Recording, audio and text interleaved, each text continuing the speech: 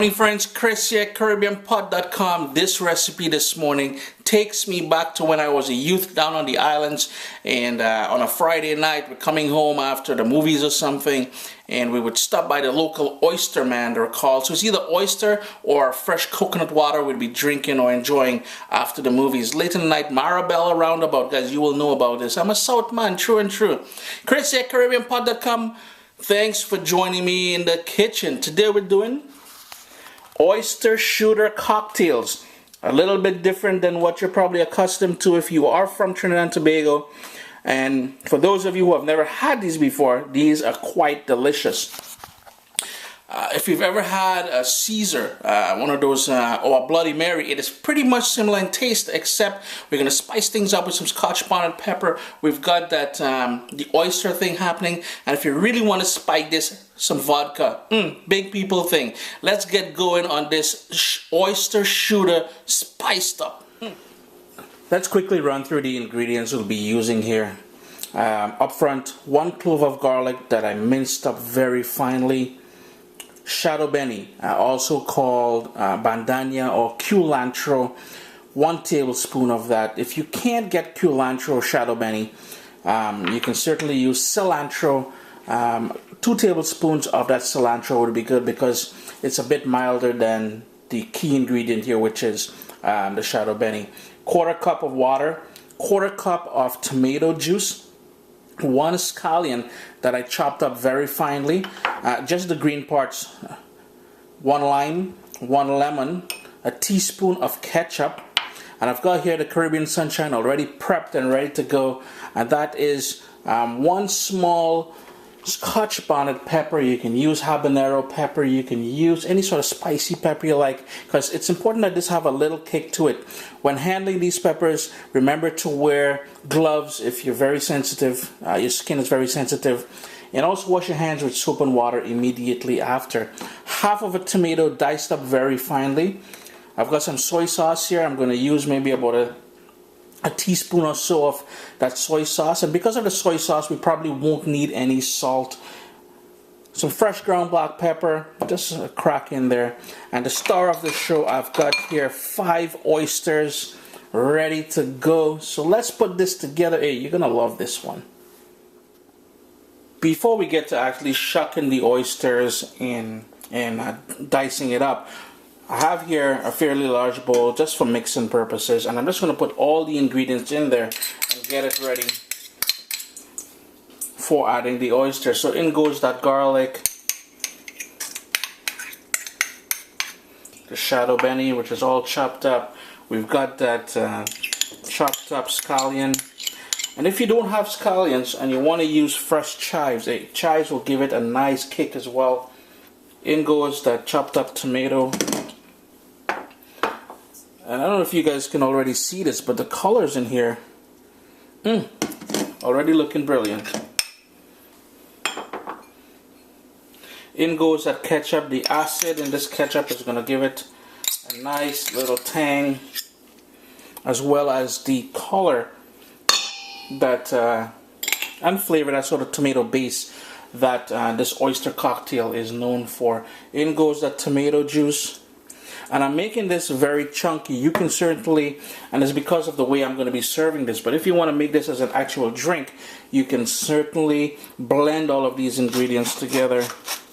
In goes that fresh ground black pepper, a nice dose of that, the water, and in goes a few drops of this soy sauce. It's probably about a teaspoon or so. And we've got the limes for that lovely citrus flavor.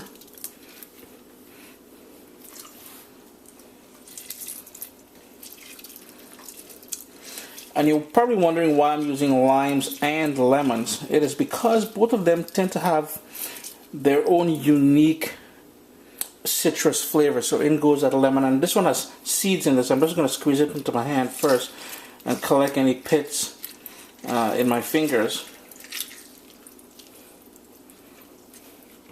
There wasn't any on that one, but there we go, I caught one. Not gonna get through the security guard, buddy.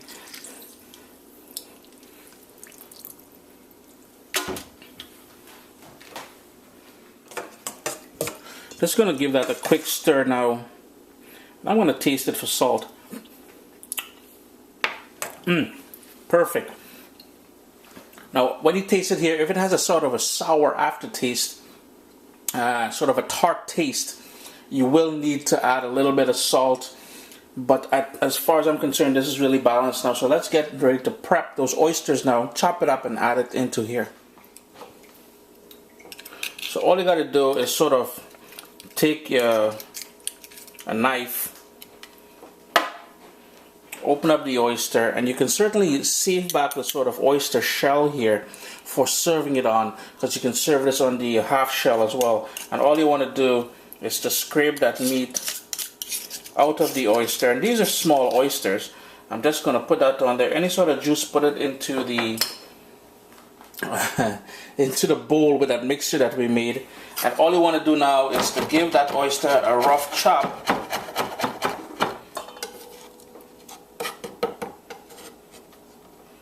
So a little piece of shell came out there, so I'm just going to take that out.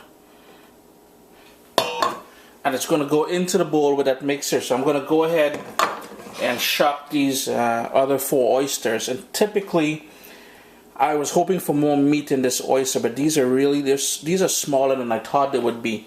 In this case, the size that you just saw there, we probably need about 10 of them, not the 5 that I'm using. I was hoping for more meat in them. Just wanted to show you guys, this one has a lot of that nice oyster juice in there, and it's a nice bigger oyster compared to the first one that I got out. So these are going to be wicked. This is one of those things that Karen absolutely dislikes because of the texture of it. She says it's the same texture as boogers. Oh well. The chopped oysters, they're already chopped. All the oysters are in here. Now remember, these oysters are raw. Quick stir, and I'm going to taste it for salt one more time. After adding the oysters, I realized I need a little bit more salt, so I'm going to add some salt in there. Quick tip, if you guys can get help in shucking these oysters, go ahead. It is not as simple as it may seem. I remember when you're chopping up the oysters, make sure you chop it up a bit chunky, because you want when your guests partake in this, they get that nice little kick from the Scotch bonnet pepper, the seasoning from the herbs, that sort of tomato base undertone, and pieces of the actual oyster. Here's the other thing I forgot to mention to you guys. If you guys don't have Scotch bonnet pepper, use a hot sauce. So maybe about a teaspoon of hot sauce, pepper sauce, put it in there, and it's really going to lively up this thing. You can serve these on the half shell as I have here. And but the only thing is, you may want to get some crushed ice. Put a bed of ice on your serving platter, and then put these down. Wicked. Guys, you're absolutely gonna love this one. You want to make this even more grown up, add some vodka in here. Vodka is gonna go wicked in here. It's almost as if you're gonna have an oyster Caesar. It's gonna be good. These bad boys are all ready to serve up. Now what you can do, the bowl that you made it in, you can put it into a smaller container and store it in the fridge an hour and a half, because after that you're gonna have severely cooked oyster with that lime and lemon juice. The acid from that is gonna cook it. In this case here, these are being served right away, or I would serve them on a bed of ice, crushed ice.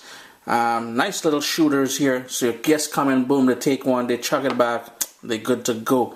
Chrissy at CaribbeanPod.com, guys. This is very simple, very tasty, quite adult-like, and I mean to say, oysters are known to, let me get into that. Chrissy at CaribbeanPod.com, give this one a try. You're going to love it over the holiday season. Friends come over, you're good to go. Have a great day. It's always a pleasure having you with me in the kitchen, and I do hope you guys are enjoying the sort of party theme that we're doing in the past few videos.